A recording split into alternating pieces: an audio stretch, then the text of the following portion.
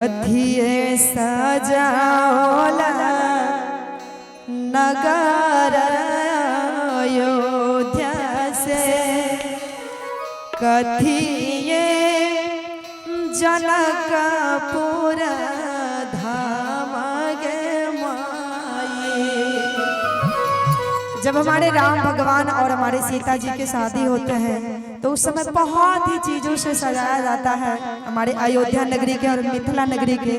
जैसा कि आप लोगों ने आज देख रहे हैं हमारे मिथिला नगरी कितना अच्छा से सजा हुआ है, कितना लग्जरी पूरा लगा हुआ है, इतना प्यारा लग रहा है।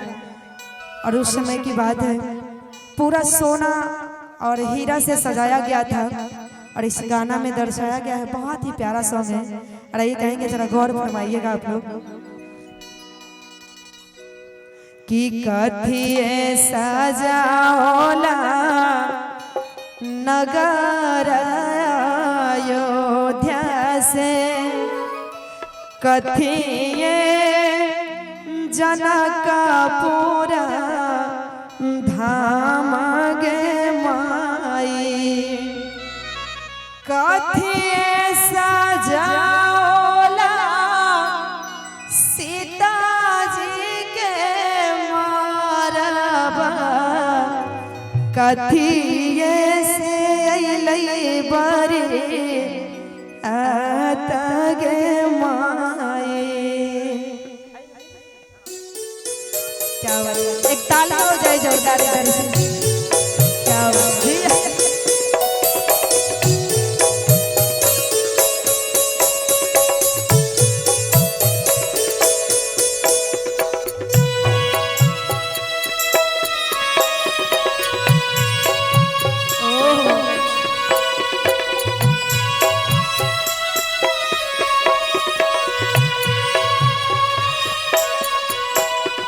कथिए सजाओला नगर अयोध्या से, नगर अयोध्या से, कथिए जनकपुर धाम गे माई।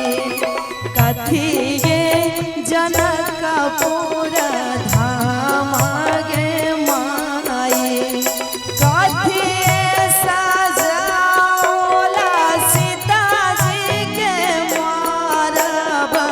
कथिए से अइलै बरियात गे माई।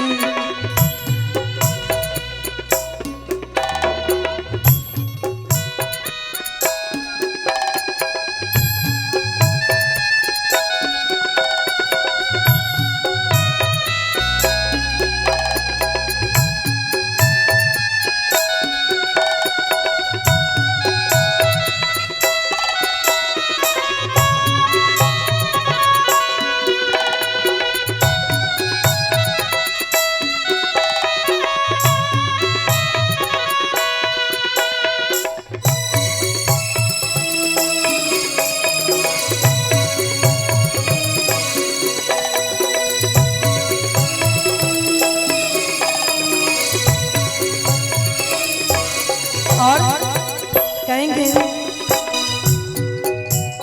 हीरा से सजाओला नगर अयोध्या से, नगर अयोध्या से, सोना से जनकपुर धाम गे माई। सोना से जनकपुर धाम गे माई।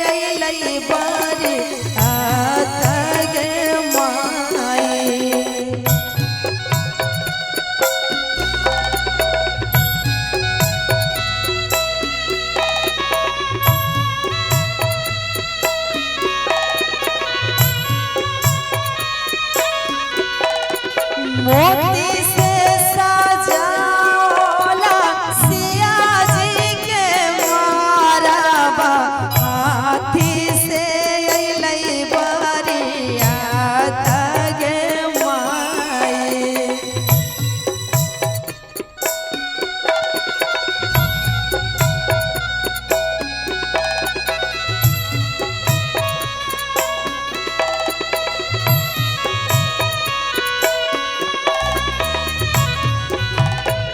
कथिए सजाओला नगर अयोध्या से, नगर अयोध्या से कथिए जनकपुर धाम गे माई।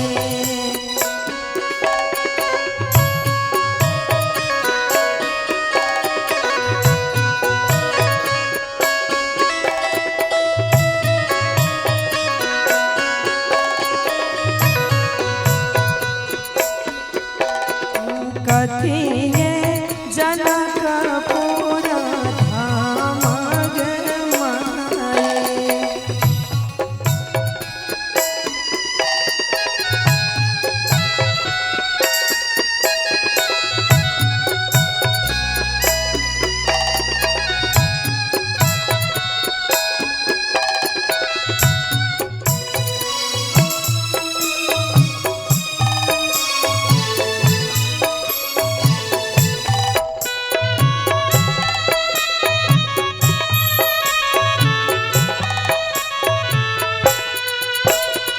गाय के गोबर आगे नाने पाएबा गजा मोती चौका ढरायब गे माई।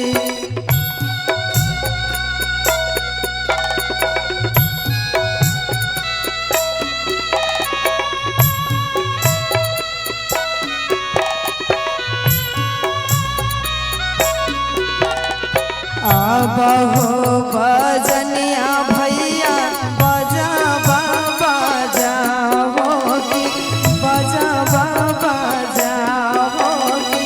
सीता के होई तई बियाह गे माई। सीता के होई तई बियाह गे माई। सीता के होई तई बियाह गे माई। सीता के होई तई बियाह गे माई। जोरदार ताली हो जानी चाहिए हमारी।